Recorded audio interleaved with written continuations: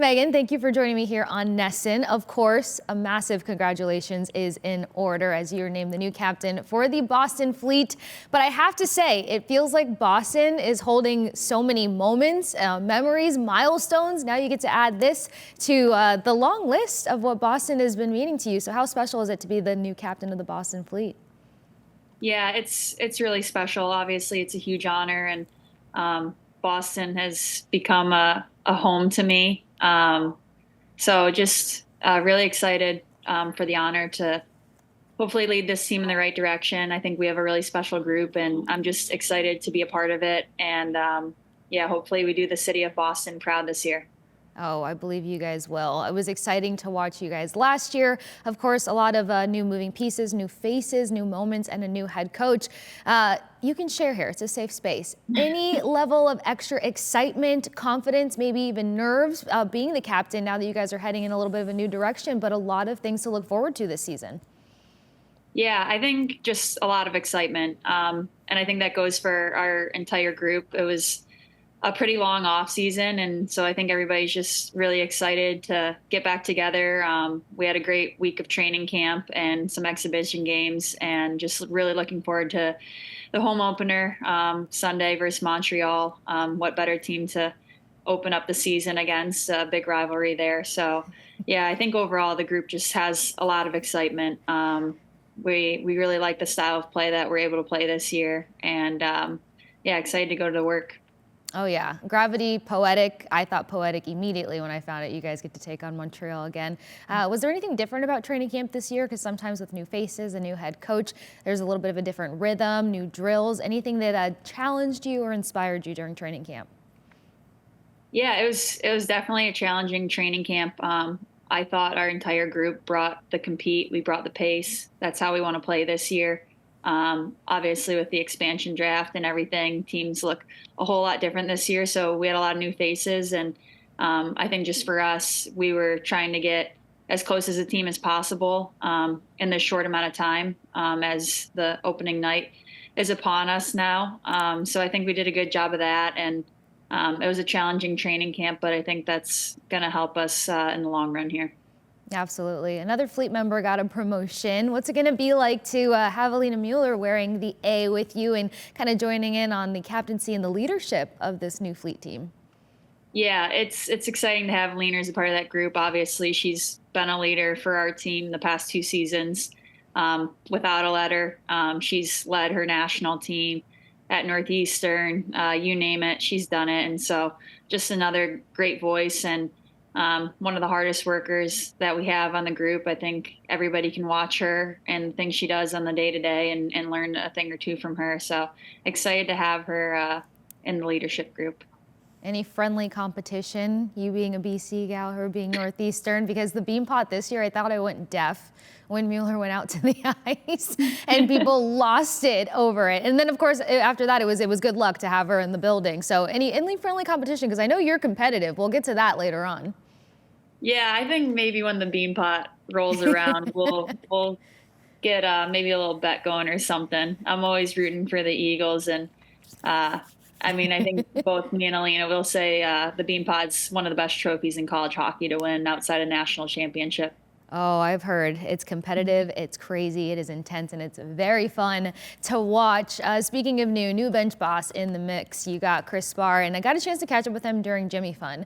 Tremendous human. That's one of the first things you can ask for when it comes to a head coach. Anything that you've had an opportunity to learn from him. Another head coach in the Boston area who prides himself off of key communication and being able to translate what it is that he's looking for and just be a sound voice to make sure that it can translate and execute. Yeah, I think his leadership for sure. The way that he's been able to come in and get our attention so quickly. I feel like we've already took so many strides as a group, and that's a lot to the energy he brings and the way he explains things in practice. And it's easy to want to work for somebody that shows up every day and brings the energy as well. So yeah, excited to get the first game going with him behind the bench. Yeah, he talked about having depth. The best goaltender in the league was something else that he mentioned. And I know sometimes, especially considering the support we saw Boston have behind the Boston Fleet last season, fans can get ahead of themselves with expectations. You guys have such a tremendous group. Do you feel like you have an idea of what this identity looks like, or is that just something that's going to start to find itself as the season gets underway? Yeah, I mean, we've talked a little bit about it. Obviously, last season kind of ended on a sour note for all of us, and I think going into this season, obviously we have a new group, but overall, I think our team and our organization has something to prove, and we just want to be a really tough team to play against.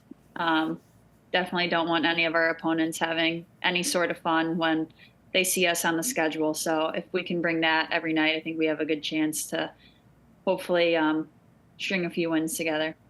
Absolutely. Any extra motivation now knowing that you get to open the season versus Montreal, because the intensity has been there? You mentioned gravity, and it was probably one of the most tremendous things to just see how competitive it was between Boston and Montreal last season. Now a different delivery this year. You get to open up, make a statement. Yeah, I think in prior years we've probably had a lot of games going to overtime. I know the first year we had like probably 10 overtimes in playoffs. But yeah, they've got a great team ahead of them, good goaltending, lots of offensive power. And once again, it's a rivalry that's been ingrained in Boston, not just on our side, the men's side, whatever it may be. So yeah, you couldn't ask for a better opponent to open up in front of our fans. So it's just excited for Sunday to come. Yeah, Boston and Montreal just seems to be the meat of hockey in a number of ways, that's for sure, whether it's men or women's hockey. Any game day must for you, since we're so close? Sunday's right here. What's Megan Keller's game day look like? Well, usually if it's a later game, I'll make sure I get a nap in, but this one's pretty early, so I don't think I'll be needing a nap. And rightfully so, I'll probably just be waiting for puck drop to roll around. So honestly, I don't really have too many rituals or anything. Just make sure I get something good to eat and head to the rink. Not much to it for me. That's healthy. I feel like I would lose it if I had one thing that went out of the structure and routine, and I don't want to be locked up like that mentally. Hockey has made me a little bit more superstitious as I've gotten older, though. I don't know what that's all about. I'll talk to somebody about it eventually, that's for sure.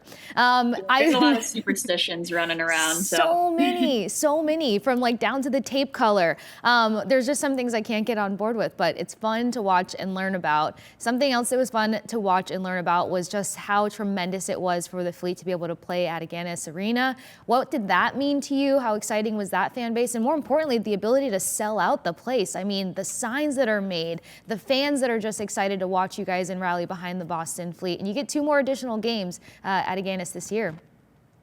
Yeah, we've been fortunate to play in a few different arenas throughout Boston. Obviously, the Lowell crowd always brings it. And it was exciting to play in Agganis last year and see, what kind of crowd we got there. And I think no matter where we were, the fans were showing up, which was pretty unique and cool. So excited to have that this season, kind of those split games. And we just want to bring the energy, bring the pace for the fans, hopefully give them something to cheer for. I cannot wait. I'm very excited to watch you guys yet again. Got a chance to hang out with you and Abby and Shay and Haley back in August, which feels forever ago at this point. I got to ask about Haley, how she's getting adjusted and how excited you are to play with her in this upcoming season. Yeah, I mean, I don't know if she's needed any time to adjust. It's been pretty seamless for her. Could have guessed that coming into this. She's obviously got such great skill, such great talent. But again, like one of the hardest workers that we had coming in, and fortunate that I've gotten the chance to get to know her well and play with her on the national team. So I'm really excited to have her as a teammate year round now. Pretty lucky to have her with me year round. So excited to get a chance to play with her and just continue to grow the relationship we already have. Oh yeah, she ups the ante on the compete, which is what I got to see firsthand. So we got to get into it. Fleet Games Part 1 drops tomorrow. Now I got to ask, where do you think you ranked when it comes to docked points for cheating? Because I needed help to monitor you guys because there was a lot of cheating going on. I'll just say I was not the original cheater. So I think I only did what I had to do. I think we all know, and we'll see I was who gonna the say, true will you cheater name is. drop who the lead cheater was? The board will be released soon. Yeah. Oh, okay. I should name drop. Yeah, you can name drop. Who do you think the lead cheater was? Oh, Abby Levy, 1000%. She said in her opening statement that her strategy was cheating. She did. She Yeah. completely owned up to it. I wish we would have led with that, but it was fun to see how competitive that you guys got with it and how the scoring turned out. I was horrible with keeping track of scoring for you guys, but I was like, I got to ask Megan if she knows where she landed with the cheating. Not too bad. Not too bad. Yeah, a modest cheater, I would say. I'm not, I You won't still had start some anything, morale but to your cheating style, that's for sure. That's fantastic. You guys are great about that. So it was an enjoyment for me. Got to ask two more questions before I let you go. One being, do you feel like there's any difference between you, the player, and you, the now new captain of the Boston Fleet? Honestly, not too much. Like, I think I want to stick to who I am and what makes me a great leader. And a lot of that, I think, for me is I want to lead by example on the ice and obviously step up and be vocal when I need to be. But I think personally, one of the things that I always strive for is to be a great teammate. And I think that's what brings the locker room together. That's when you get everybody pulling the same way, that's when you can do something special with a group. So that's probably what I'll just stick to. Hey, we all love and respect anyone that leads by example, and that seems to be a theme when it comes to Boston. And speaking of Boston, we mentioned how ingrained it is in you and the milestones and the moments. So before I let you go, any big memories? TD Garden turns 30, celebrating its 30th anniversary. Any big moments that stand out for you at TD Garden? Oh, gosh. Probably just being a fan at the Bees games throughout my college career. And obviously even now, I love getting the chance to go to the Garden and watch them play. I've been to a Celtics game. We also played, we haven't actually played there yet. The women's bean pot's there, but I missed it. So Oh, hopefully one day soon I'll get the chance to suit up at TD Garden, and maybe that'll become my favorite memory. oh, we'll add that one to the list. I'll start the petition for you because that would Please be do. insane to see a game at TD Garden. Megan, thank you so much and congratulations yet again. We can't wait to support you guys and watch you crush it this upcoming Boston Fleet season. Thank you. Thanks for having me. Of course.